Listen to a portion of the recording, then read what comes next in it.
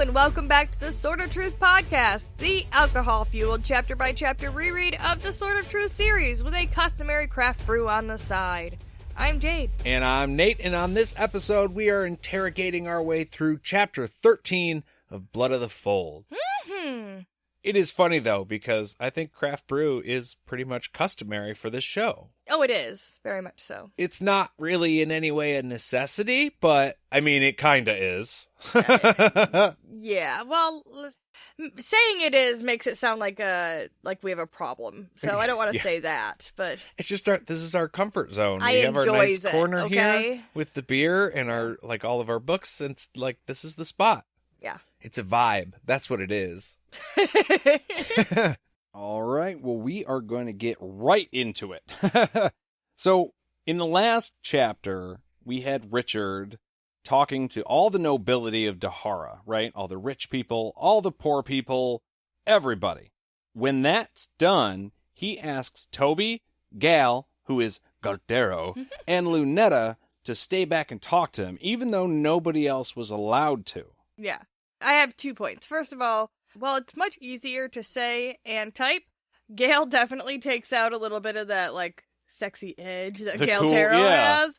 Well, it sounds very masculine, and yeah. Gal is Gal. Hey, Gal. So, yeah. My second point was just that, nobody else was allowed to. A couple other people tried to straggle around like you do after, a concert or a really important shindig hang out like and this. try and get the autograph, man. Try and talk to the big man, and everybody else is denied by the guards. And with a crowd like this, you could see people having a real problem with that. Like, hey, how come you're going to talk to him and I'm not allowed to? Just those people. I think that those people probably were sufficiently diffused after that conversation that Richard not really had with them. It wasn't really a conversation. The demands that Richard made in the last chapter. The ultimatum. Yes, that. Which, again, isn't really one. He even says it, in this chapter at one point where he's like, you're going to go back to your palace until you surrender, basically. It's not... Right.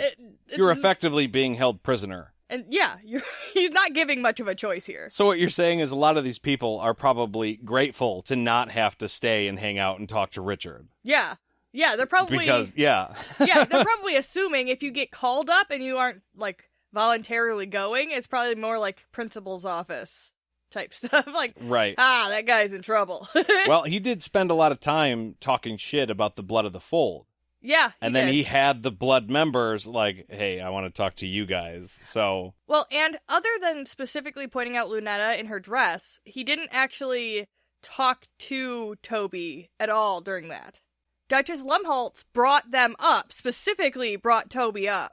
And Richard ignored Toby and spoke back to Duchess Lumholtz. Right. And we also know that Gal remembers almost arresting Richard. So while all this was going on, in the back of his mind, he's probably like, don't recognize me.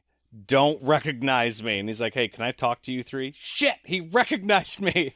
Yeah, I mean, he did actually think about that. That's why he placed himself where he placed himself, because he wanted to see but not be seen. Right. He didn't want to be what is it, it's not what he said, but the tallest blade of grass. Right. It's never good to be that guy. Right, yeah, it was a lightning metaphor. So Richard addresses Luna first. He's like, hey, what's your name? This is my name. How you doing? And then Galtero apologizes for doing what he did.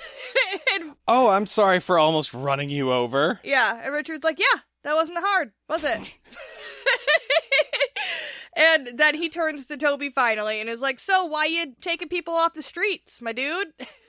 Why you talking to him about something literally everybody saw? This is weird. What are you doing? Right. That's not, regulation, is it? Because I'd probably have a huge problem with that. Yeah. Not a great thing you're doing here, bud. No. Well, and we do know that in Aidendrill, the blood is not welcome. They weren't up until now. They weren't up until now, but it's kind of the rule as of now that the blood weren't allowed to do their thing within the city. Yeah. And they are very clearly doing it now. Yeah, blatantly doing it. Yeah, now. and whether or not the sentiment of the people has changed, the law hasn't yet, it sounds like. So. But I'm sure if you were to ask him about it specifically, about doing things within the city walls that they're not supposed to be doing inside the city walls, or like that they haven't been able to up until now, he would just say, we're not doing that. We're questioning that. We aren't like the Fold used to be. We don't torture people. We're good people. We're doing it way better, so it's fine. Yeah, it's no big deal. But the reason he gives for doing whatever it is they're doing is that the Mother Confessor's death disturbed him. Yeah. It's deeply unsettling, you see, and I'm just a concerned citizen. Yeah. A concerned, law-abiding citizen who is trying to figure out exactly what happened. Yeah, I'm just trying to get to the bottom of shit, because that's terrible. That's terrible that she died. I hate that. But we already know that he's a member of the Blood. And Richard does too. Yeah. Well, exactly. We do. Richard does. It's out there, and he hates magic. Yeah. So he shouldn't like Kaylin. Yeah. Or the Mother Confessor, whoever that may be. He doesn't even know at this point. He just knows that person is bad. But he's obviously lying to Richard here, but because of what he is, we should know, and Richard should know, that he's full of shit. And it's kind of the because I feel like he said this to maybe it was Duchess Lumholt, or maybe it was somebody else, that he was like, oh no, I'm just concerned about the Mother Confessor, but I feel like it would be common knowledge that he wouldn't like her. Like, I know he's trying to deny the fact that they hate magic and that they're trying to kill it off or whatever, but still, it's common fucking knowledge that the Blood doesn't like magic. Like, right. You can't rewrite history and then just be like, no, we love them. We're great. I love that the Midlands has been controlled by magic this whole time. We're a new wave of the Blood. Yeah. And so actually we're all inclusive, and that includes magic. Right. We're the cool church. We're the cool church. So right. Everyone's welcome until they're not. We're willing to ignore the rules until that money stops. Anyways. But yeah, I just... Yeah. Somebody should be questioning him a little bit more intensely about it. Well, that's what Richard's got him in here for. True. We're assuming Richard is wise to this. Yeah. He also tells Richard that people see things differently, and he had hoped that her death was a hoax. I don't get it, because Richard knows that it's not real. Mm-hmm. So he knows that this guy is starting to tread into some dangerous waters we don't want him to go into, but at the same time, thousands of people watched her die.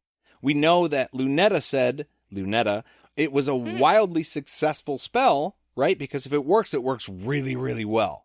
So everybody is convinced that her head came off in front of them. Mm-hmm. So him bringing this up to somebody makes him look crazy. And it should be the easiest thing in the world for Richard to shut down. And actually, he does it pretty effectively. He's just like, hey, forget that. It's dumb because you saw her head come off. There's no rumors that are worth anything to follow. Like, she's dead. Yeah.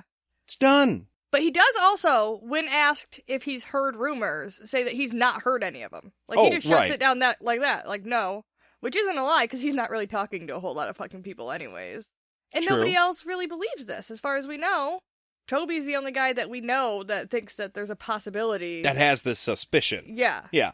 Other than Honey Bun, Grandma, and well, I Little think Bun. people who are aware of a death spell might have some inkling to believe that it happened, but at the same time, they don't know of anything else going on, so they wouldn't have any reason to suspect that. Right. You know, the order is coming north, shit is changing, leadership is changing, and in this era, that's how fucking leadership changes, you know? Yeah, they killed her, and now they're in charge. Yeah. I'm sure that happens all the time. Yeah. It's not good, but yeah, it's common, so... When Richard asks Toby if he knew the Mother Confessor, Toby says he did for a super long time. We go way back. But I can't remember what she looked like or what her name is, so I won't really be able to find her. He has to admit that to Richard. And he finds it really weird in his head until he thinks about the death spell. Right, then it makes sense that he can't remember anymore. Yeah. So, actually, what's happening here is he is getting proof of the death spell by Richard testing him. Yeah. He's finding out, oh shit, this did happen. It's not just a crazy theory to him anymore. There is actually some weight behind it.